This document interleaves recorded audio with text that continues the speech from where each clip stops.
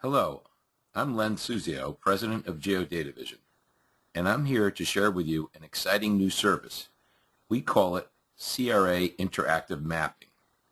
Today, I'm going to cover assessment area maps and loan distribution maps for CRA and analytical purposes. We are going to show you how this new service can help you construct assessment areas that meet the technical requirements of the Community Reinvestment Act and simultaneously minimize CRA performance pressure. This new service also will be used to measure your CRA performance by mapping the geographic distribution of your loans. This new service combines two powerful technologies: computer-based mapping called geographic information science and interactive web technology. Combined, these two powerful technologies with our CRA expertise allows even small community banks to take advantage of the most sophisticated technology and the most professional CRA compliance advice available anywhere.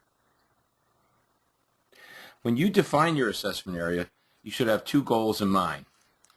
First, you want to be technically compliant with the section of the regulation pertaining to the pros and cons of assessment area delineation. And second, you want to construct an assessment area that will ideally minimize the performance standards imposed on your bank. Too many bankers stop at the technical compliance point and fail to understand that how they construct their assessment area has a decisive impact on performance standards used to measure their bank's CRA performance. This is because CRA performance standards are driven by what the regulation calls performance context. Performance context includes your bank's size and resources, community demographics, and local credit markets. Every time you add or omit census tracts from your assessment area, you are affecting a performance context and thereby changing performance standards used to measure your bank's performance. The relationship between how you construct your assessment area, performance context, and performance standards leading to your performance rating is best demonstrated by what we call the CRA performance pyramid.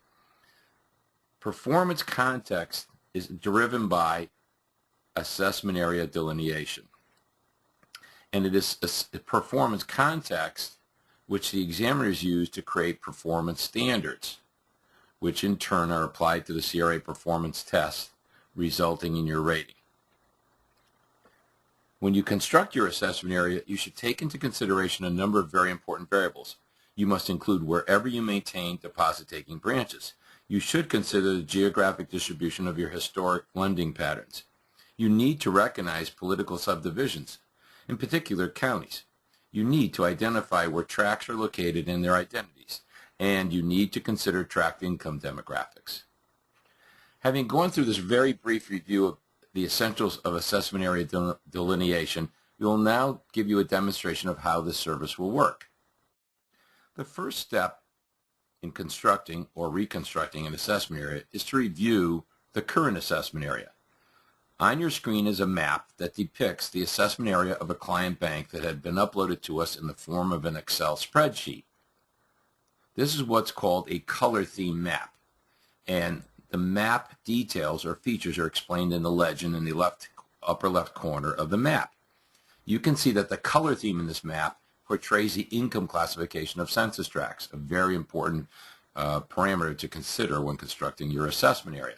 Yellow represents low-income tracts, gold represents moderate-income tracts, green represents middle-income tracts, and gray represents upper-income tracts.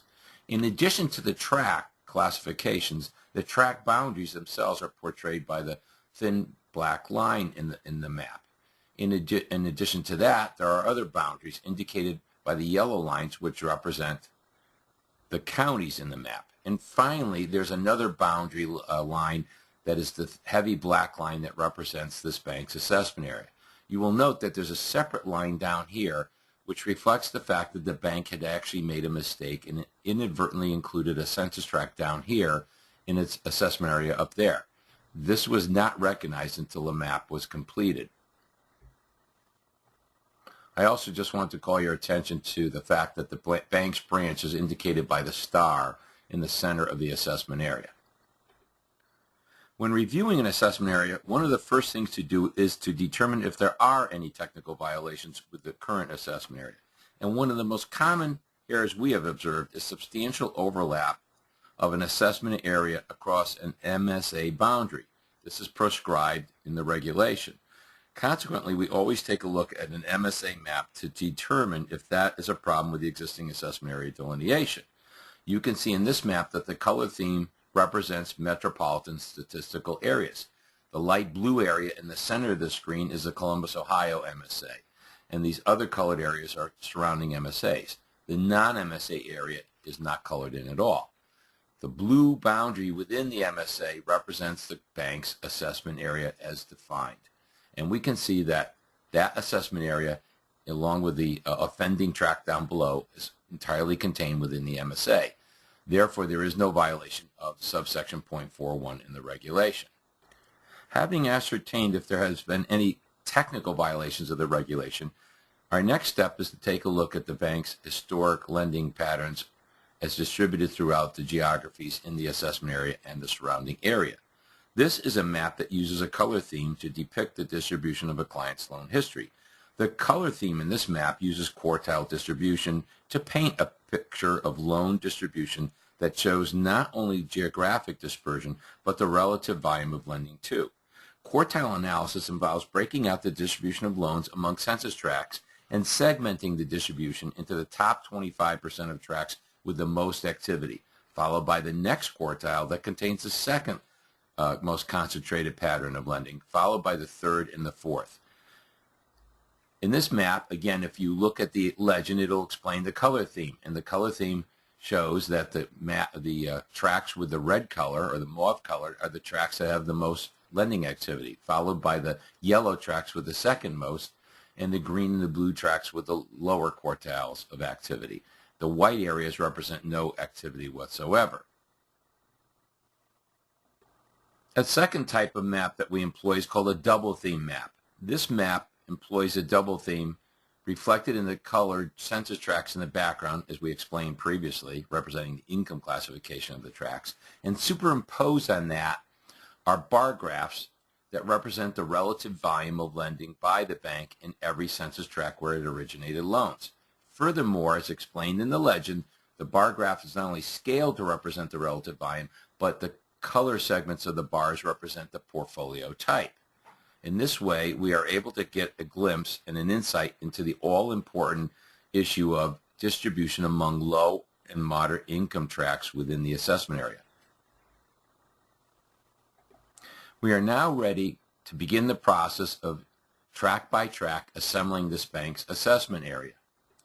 Taking into consideration the bank's current assessment area, where its branches are located, and the geographic distribution of its loans, we will begin clicking on tracts using a tool called the selection tool, by which we will highlight tracts as we construct the assessment area.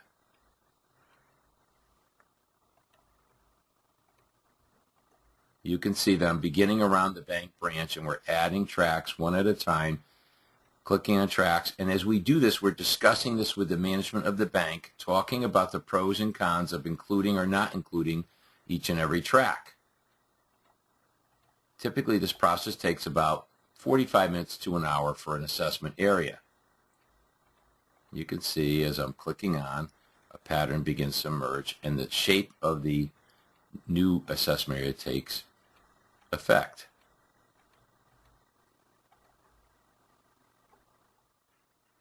After about 40 or 45 minutes, ultimately we have selected all the census tracts that management agrees should be in the assessment area, and you can see that clearly in this map in the checkerboard pattern that has been composed in the center of the screen.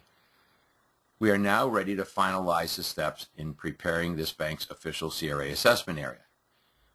We can take the special table that's been created by the computer as we're constructing the tracts and identifying them, and we can then merge it into the map.